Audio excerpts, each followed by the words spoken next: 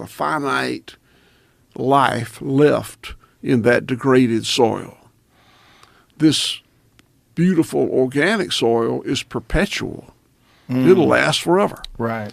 Now, that's a cost, and it has a finite period of time, and I'm just not sure how this is all going to work out. The water in the ground, so much of these crops irrigated. So I told you that one of them, the degraded soil is a 0.5% organic matter. The beautiful soil is over 5% organic matter. 1% organic matter will absorb a 1-inch rainfall. So the degraded soil will only absorb a 0.5 inch of rainfall. The beautiful organic soil will absorb a 5-inch rainfall. So it requires a tremendous amount of irrigation for the degraded soil to make it. Well, we got problems with water in the ground, even in the southeast and certainly in the west. So that all of these resources we're just using up, and it's pissing in your britches to stay warm. Pissing in your britches to stay warm. It's a good short-term strategy, but long-term, not what you want to do. That's a great way to put it. I love it. I'm going to use that one. Pissing in your britches to stay warm. Yeah, it's really sad, and it's weird how we haven't addressed this, and how this is just something that just keeps going, and going primarily because of the amount of money that's involved and the amount of money these companies are making by doing things the way they're doing it right now, and the fact that it's subsidized. Yeah, it's dirty business, and there's an ancient soil in the Amazon called Terra Preta. Have you guys heard about this? Well, I watched the Graham Hancock episode. Yes, fascinating. So thousands and thousands of years ago, the indigenous people of the Amazon figured out a way to create this regenerative soil, and it's composed of biological material, carbon, all sorts of different things. They don't exactly know how they made it, and they don't know how to recreate it, but this is a self-sustaining soil. And when you grow in it, it acts like this soil that you folks have. And these people that lived thousands of years ago figured out how to make this sustainable soil.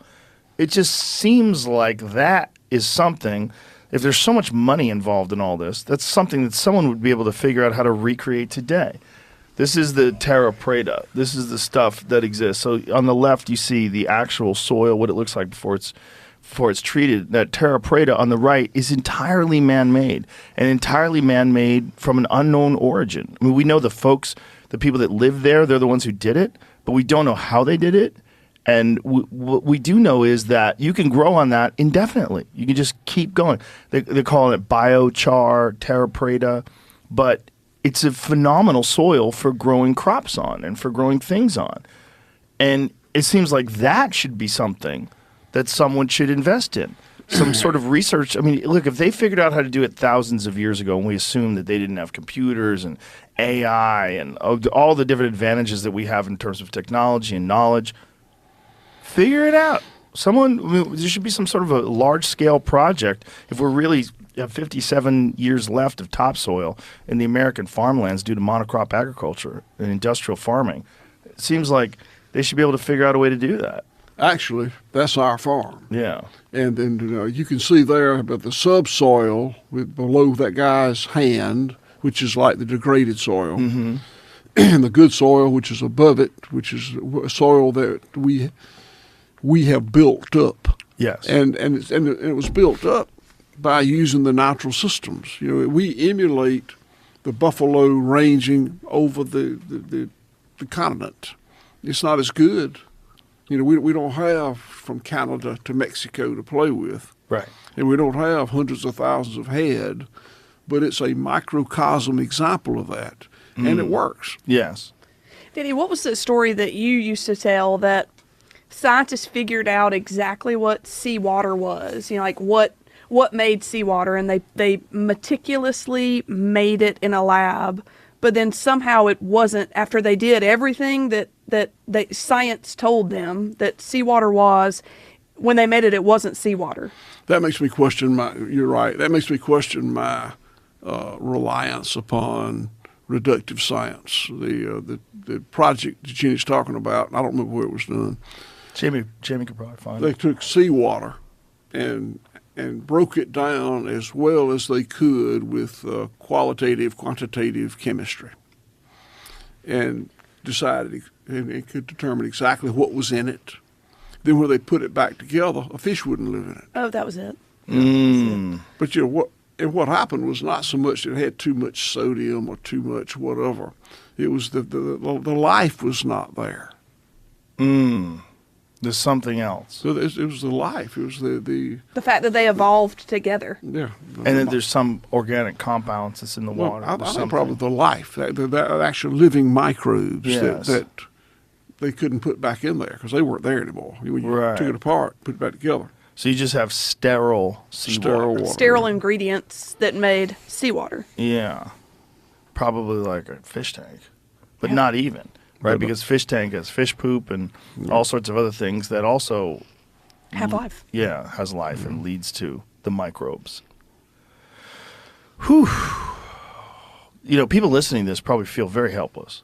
Because it seems like it's one of those situations like, oh my God, this is a problem that it's almost like you don't realize there's an avalanche coming because you're sitting in the town and you're like, oh, this is a good place. This is a safe place. But meanwhile, there's an avalanche coming, and it's just a matter of time before it reaches the town. No, not exactly. Maybe that's a because- bad analogy. I'm saying no, it. really. I get it, and I agree, except for the fact that those people sitting in that town, there's not a damn thing they can do about that avalanche. It's coming. Right. When it comes to the way we treat our land and water and air, consumers have power. They can do something about it. You can't depend on the government because of the lobbyist thing, the dark money. We discussed that earlier. It won't be, sadly, the land-grant university system because so much of that funding comes from the huge multinational companies that are profiting from industrial production.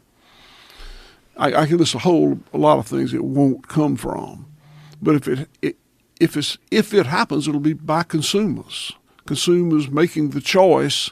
This is what I'm going to support. This is not what I'm going to not support. That's the only way it's going to happen. And I don't know that it's going to happen. Well, it seems like it would take a massive re-education of the American public in order for that to take place, and then people would have to be willing to be financially impacted